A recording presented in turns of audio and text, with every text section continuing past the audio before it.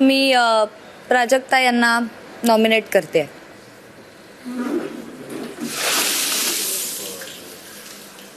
Big boss माझं दुसरं नाव आहे सचिन दादा. मी सचिन दादांना नॉमिनेट करते.